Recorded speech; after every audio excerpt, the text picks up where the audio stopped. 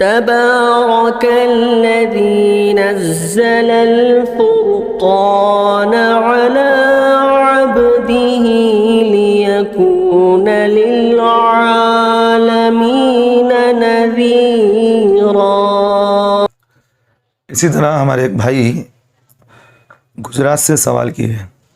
سوال یہ ہے کہ مفتی صاحب نکاح نامے میں اصل طے شدہ مہر سے زیادہ لکھوانے کا شرعاً کیا حکم ہے؟ کیونکہ ہمارے اس علاقے میں یہ رواج بہت زیادہ پکڑ چکا ہے، برائے مہربانی جواب دے۔ سوال کرنے والے محمد نذیر صاحب۔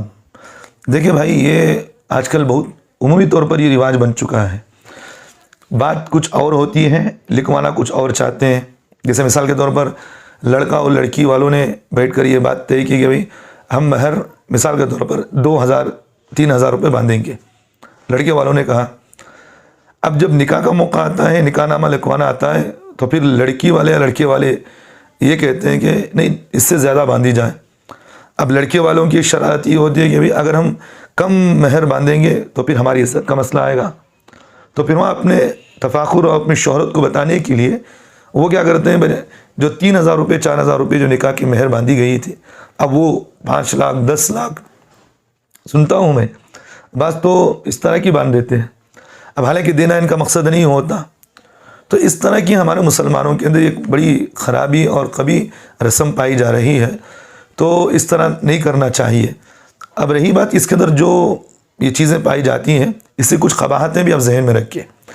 پہلی بات یہ ہے کہ اگر کوئی آدمی اصل رقم سے زیادہ، مثال کے طور پر لڑکا اور لڑکی والوں نے بیٹھ کر طے کیا کہ ہم 5000 روپے مہر باندھیں گے، بات سمجھ میں آ رہی، لڑکے والوں نے کہا کہ ہم 5000 روپے مہر باندھیں گے، لیکن جب وہاں نکاح نامے جب لکھنا شروع کیا، لڑکا والوں نے سوچا کہ بھئی 5000 میں ہماری عزت چلی جائے گی، تو ان لوگوں نے اس لیے سوچا کہ بھئی یہ کام یہ کریں گے، 1 لاکھ یا 1.5 لاکھ روپے نکاح مہر باندھ دو۔ اب دینا ہمارا مقصد نہیں ہے، فخر بتانے کے لیے، تفخر اپنا یہ شان و شوکت بتانے کے لیے کر رہے ہیں، تو اس طرح کرنا گناہ کبیرہ نہیں کر سکتے، ایک بات۔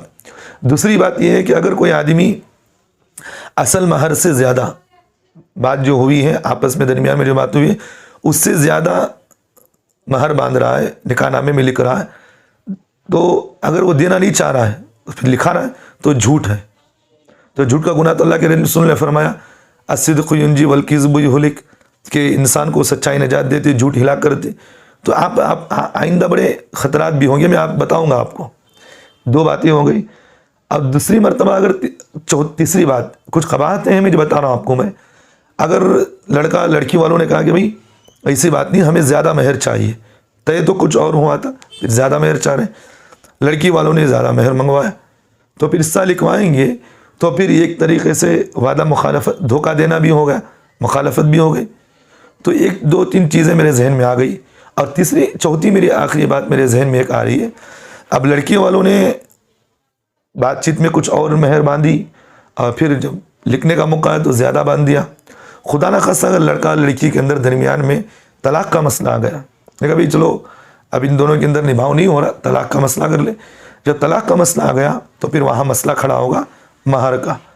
اب لڑکی والے یہ کہیں گے جتنا مہر آپ نے لکھوایا اتنا دو، لڑکے والے کہیں گے جتنا ہم نے بات کی اتنا دیں گے، اور آپس میں اسی طرح چیم گویاں ہوتی رہیں گی۔ اب کون سا مہر دینا کسی کو سمجھ میں نہیں آتا۔ بات سمجھ میں آ رہی؟ تو یہ سب سے بڑی اہم قباحت ہوتی ہے۔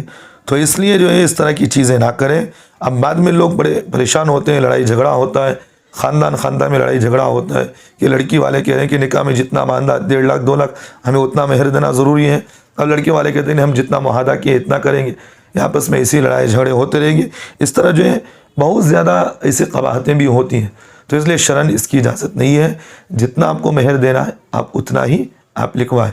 اور حد سے زیادہ تفاخر بتانے کے لیے، اپنی شان و شوکت بتانے کے لیے اس طرح کی چیزیں کرنا گناہ ہے۔ تو اس لیے اس طرح کی رسموں کو ختم کریں، جتنی طاقت ہے اتنا مہر آپ دیں۔ اللہ ہم تمام کو عمل کی توفیق دے۔